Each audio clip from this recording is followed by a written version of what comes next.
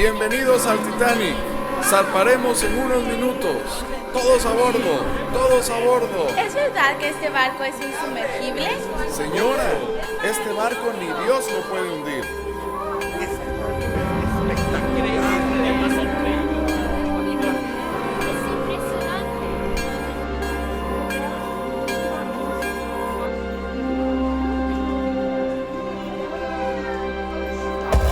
Capitán, malas noticias. Nos han advertido de la presencia de grandes bloques de hielo en el camino. Olvídate de eso. Ya te he dicho que este barco es insumergible. ¡A toda máquina!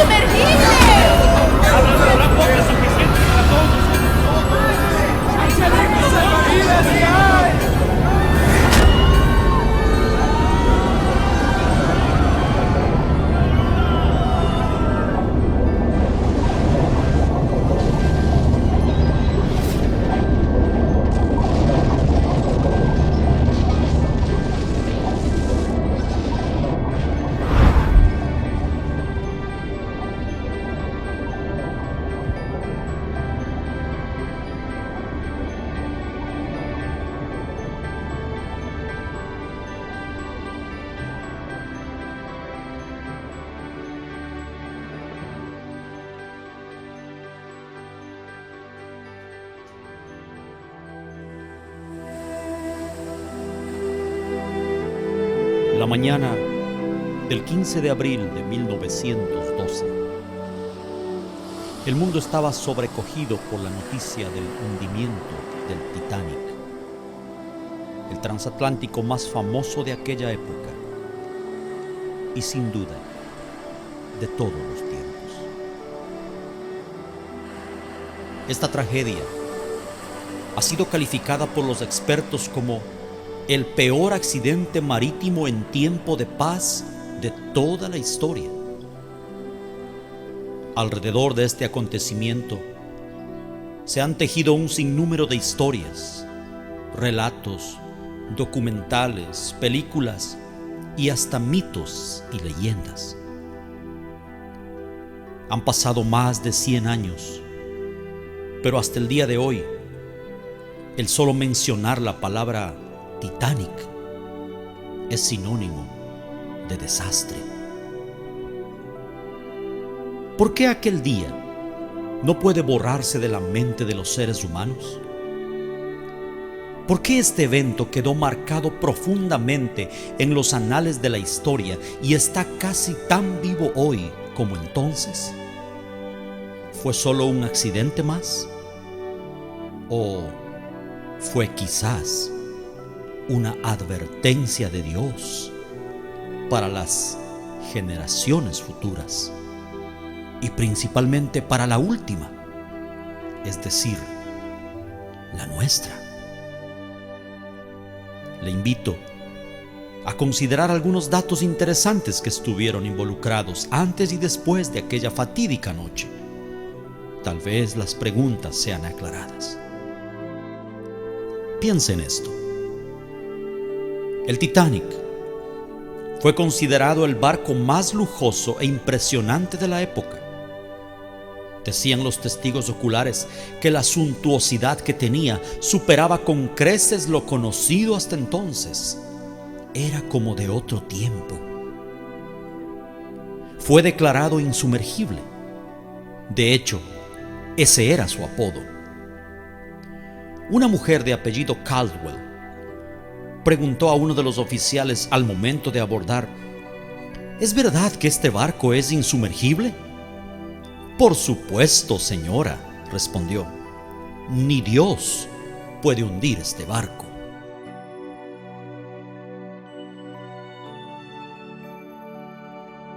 El día de su presentación, los más altos dignatarios, ilustres y poderosos de la época estuvieron allí, y miles de personas fueron a verlo. Era el orgullo del planeta. Cumplía con las más altas normas de seguridad de la época. Era verdad, no había fuerza humana que pudiera sumergirlo. Tenía 3 niveles, para gente de 3 clases. Su viaje inaugural estaba previsto para mucho tiempo atrás, pero su entrega fue demorada varias veces. Tome nota de esto. El desastre fue demorado. El capitán fue un hombre llamado Edward John Smith. Se sabe que era un cristiano metodista que estaba apartado de los caminos de Dios y era hijo de un alfarero. Antes del accidente, fueron advertidos varias veces por otros barcos de la presencia de grandes bloques de hielo en la zona, razón por la cual pusieron vigías que alertasen de algún peligro. El vigilante de turno la noche del accidente, Frederick Fleet, quien fue uno de los sobrevivientes, dijo en su testimonio: todo estaba tan tranquilo. El mar estaba extremadamente quieto. Yo diría, tenebrosamente quieto, dijo. Era un espejo negro de agua debajo de la noche estrellada.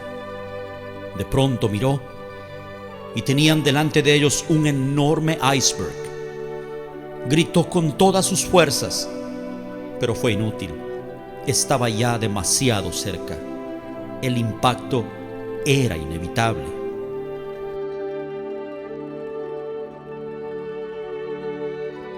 Pretendieron esquivarlo girando todo a babor, un término marítimo que significa a la izquierda. Según el informe posterior, esa fue la causa del hundimiento, ya que si el barco hubiera chocado de frente, se habrían producido daños, pero no un hundimiento. El choque se produjo solo minutos antes de la medianoche. Después del impacto, lo primero que hicieron fue llamar al carpintero del barco, un hombre de apellido Hutchinson, quien después de revisar y evaluar los daños dijo lo impensable: no hay esperanza. El barco se hundirá en poco tiempo, lo cual dejó estupefacta a la tripulación, que a partir de ese momento entró en estado de conmoción y pánico. No había suficientes botes salvavidas para todos. Se estima que solo para una tercera parte. Y en el intento desesperado de ocupar un lugar en los pocos disponibles, la gente se mataba a disparos. Se enviaron señales pidiendo auxilio en clave Morse. Los códigos que usaron eran CQD, un término de auxilio que significa vengan rápido, tenemos problemas. Luego, al percibir la gravedad de la situación, usaron el famoso código SOS, que a partir de allí sigue siendo hasta hoy la clave más conocida. SOS significa salva nuestras almas, salva nuestro barco, sálvanos o moriremos. Varios navíos recibieron la llamada de auxilio. El primero que se menciona siempre en la lista es el barco Monte del Templo, pero estaba demasiado lejos y no acudió al rescate. Un barco llamado SS Californian estaba a solo 10 millas del lugar, y sus oficiales habían advertido por radio varias veces a la tripulación del Titanic acerca del peligro. Estas advertencias fueron totalmente ignoradas, llegando inclusive en el último aviso a recibir insultos y pedidos de dejarlos en paz de parte del insumergible barco. Entonces, al ver que sus advertencias eran ignoradas y ser objeto de palabras hirientes, la tripulación del SS Californian tomó la decisión junto con su capitán de apagar la radio y retirarse a descansar. La radio fue apagada solo 10 minutos antes de que el Titanic chocara. En el juicio que siguió meses después del hundimiento, le preguntaron al capitán y la tripulación del SS Californian la razón por la cual no acudieron al rescate, y él dijo: yo les advertí.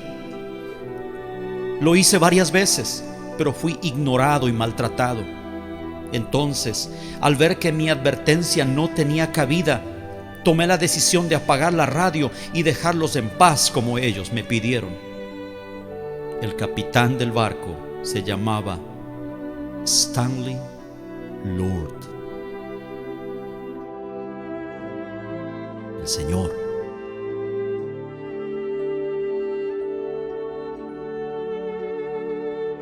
Le dijeron los jueces: pero tú viste las luces de Bengala, ¿por qué no acudiste al rescate? A lo que él solo respondió: yo les advertí.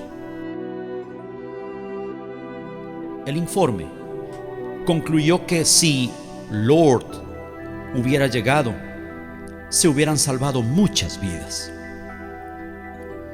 Algo que es muy famoso y en lo cual coincidieron en su testimonio varios sobrevivientes fue que la orquesta del Titanic estuvo tocando hasta el final, y la canción que entonaban era el himno Más cerca, oh Dios, de ti.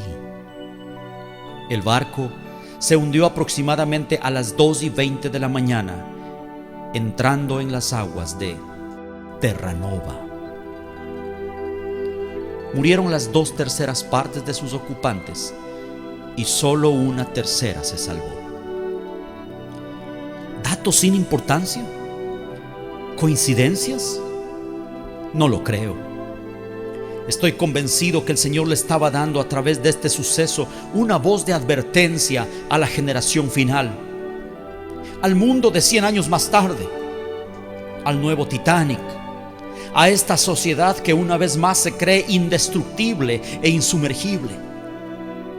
Hoy estamos asombrosamente bajo las mismas circunstancias. La diferencia es que el Titanic del siglo XXI no es un barco de 269 metros de eslora viajando de Southampton a Nueva York. Es el planeta entero navegando en medio de un mar de pecado e inmundicia. Las constantes advertencias del Lord, el Señor, gritándole al mundo: peligro adelante, peligro adelante, una vez más están siendo minimizadas e ignoradas.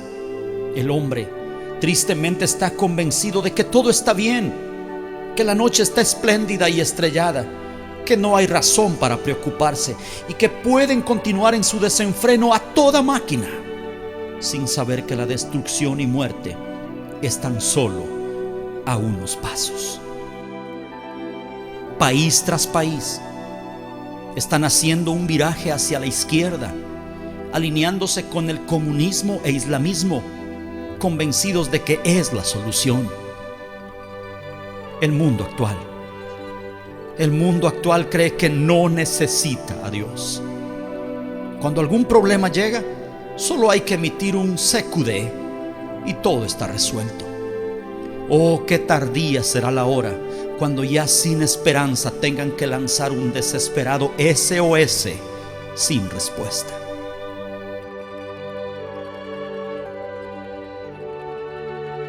El Señor, en su palabra, compara el tiempo del fin con los días de Noé, donde curiosamente otro barco estaba involucrado, el barco de la salvación.